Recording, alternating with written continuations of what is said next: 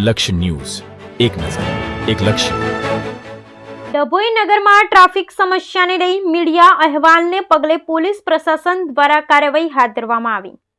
મુખ્ય બજાર ટાવરથી કન્યા શાળા સુધી ઓડ ઇવન પદ્ધતિથી પાર્કિંગનો અભાવ જોવા મળ્યો હતો, જેને કારણે ટ્રાફિક સમસ્યા ઉદ્ભવતી હતી. મીડિયા અને સમાચાર પત્રોમાં અહેવાલ પ્રસિદ્ધ થતાં જ ડભોઈ પીઆઈ કેજે ઝાલાની સૂચનાથી પોલીસ કાફલો આજે ડભોઈ નગરના મુખ્ય બજારોમાં ફરી ઓડ ઇવન પાર્કિંગનું કડકાઈ સાથે અમલ કરાવ્યો હતો. સાથે દુકાનદારોને પણ નો ટ્રાફિક ઝોનમાં ઓડ ઇવન પદ્ધતિથી પાર્કિંગ કરવા સૂચના આપી હતી. પાલિકા દ્વારા પણ આગામી સમયમાં દુકાનદારો ટ્રાફિક અડચણરૂપ સામાન દુકાન બહાર મૂકશે તેની સામે પગલાં ભરશેનું જાણવા મળ્યું છે.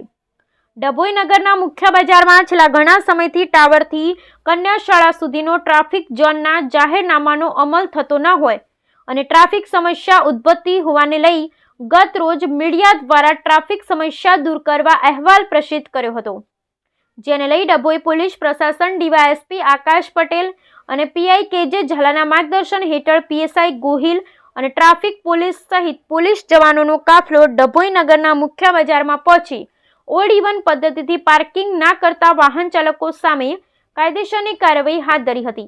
સાથે દુકાનદારોને ટ્રાફિક અડચણ વાહનો દુકાન પાસે ન મૂકવા અને ઓડ ઇવન પદ્ધતિનું પાલન કરવા કડક સૂચના આપવામાં આવી હતી.